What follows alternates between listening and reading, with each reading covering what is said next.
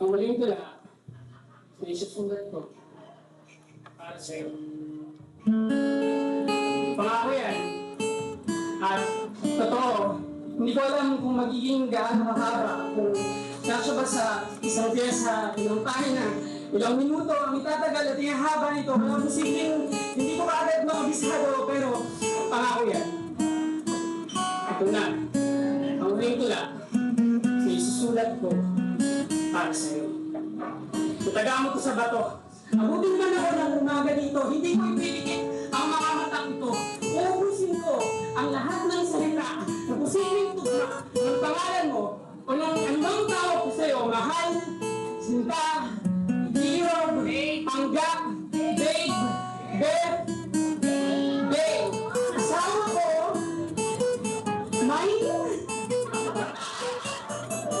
wifey, babe, kulit, kapal, umal, walang yak, kukit, pinaka, ano ba ba? Wala akong pakialam. Pabuti lang ng ilang talata dito, pero hindi ko lang pwedeng patirahin lang dito sa loob ko. Ang mga salitang ito, kaya pangako, ito na, ang huling tula na isusulat ko para sa iyo. Magsisimula ako sa umpisa, sa kung paano nilitiyan mo ako at nilong kung saan ako nakatira. Hindi mo ang pinansin ang mga agyo sa dingding. Hindi ka man nagkita sa imbis ng biglang dumating sa iyong pagbisita. Pero hindi ko naman tignan ang mga libro na nasa tabi ng kama ko. Natutulog din. At bakit ko noong kapiling magsisimula ako sa umpisa, sa kung paano niyakap mo ako noong sabihin ko sa iyo mahal kita. Sa kung paano hinalikan mo ako sa mga sabay sabi ng mahalaga ka. At ako naman ang binana, tuwan-tuwa, dahil hindi pa naninabon na ayaw ko na maging mahalaga. Ayaw ko na maging mahalaga. Hindi ako antigong salamin na matagal ko ng pag-aari, na tinitignan ko lang para ipaalala sa sarili mo na maganda ka. Ayaw ko na maging mahalaga. Hindi ako telepono mong lulukutin lang sa bulsa. Kapag kailangan mo ng solusyon, sa kawalan mo ng koneksyon, sa mundo mo masyado ng malawak para biglang atensyon ka pa. Ayaw ko na maging mahalaga. Hindi ako prutas na isusuot mo lang sa piling-piling mga okasyon. Kapag mayroon mga sitwasyon na pakiramdam mo ay kulang ka pa, kulang ka ay balik sa loob ng isang kahon.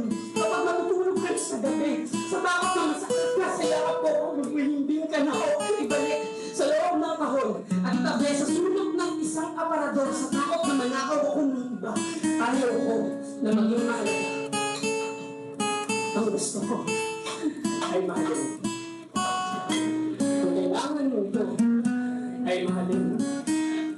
Kailangan ko na mahalin mo ako dahil lang kape mo sa umaga. Tanggap ang panis, ang pait.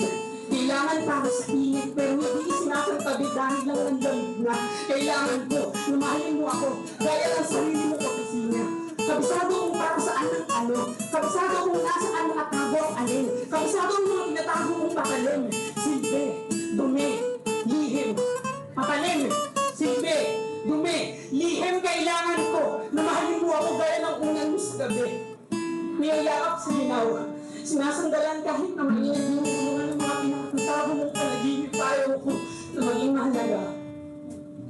Ang kailangan ko ay mahalin. At nagsulat ako naman hanggang sa mahalin mo. Kaya patawag pero magsusulat ako hanggang sa maubos ko ang lahat ng salita na posibleng tugma ng pangalan mo patawad. Pero magsusulat ako para patawagin mo. Dahil minsan may nakapagsabi sa akin na hindi raw marunong magpatawad kaya hindi makapagsusulat kaya mahal. Sa pagkakataon ito, sa huling pagkakataon na magsusulat ako ng tula para sa iyo, gumawa tayo ng kasulat. Patatawarin kita, pero patatawarin mo ako. Patawarin mo ako sa hindi ko pagtahan, at patatawarin kita sa hindi ko pagbuha. Patawarin mo ako sa hindi ko pananatili, at patatawarin kita sa hindi ko pagsasalita. Patawarin mo ako sa hindi ko pag-alis, at patatawarin kita sa hindi mo pananatili. Patawarin mo ako sa hindi ko paghilimot, at patatawarin kita sa hindi mahal. Gumawa tayo ng kasunduan. Patatawarin kita, pero patatawarin mo rin ako. Patawarin mo ako sa hindi ko pagbitiw. At patatawarin kita sa hindi mo pagkapit.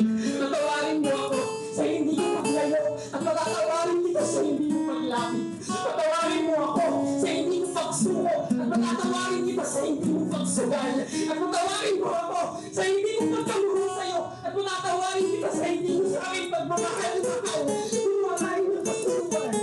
Patatawarin kita, pero patatawarin mo rin ako. Para sa wakas, ay matapos ko na itong tula na masyadong nang matagal na nakatula dito at patawad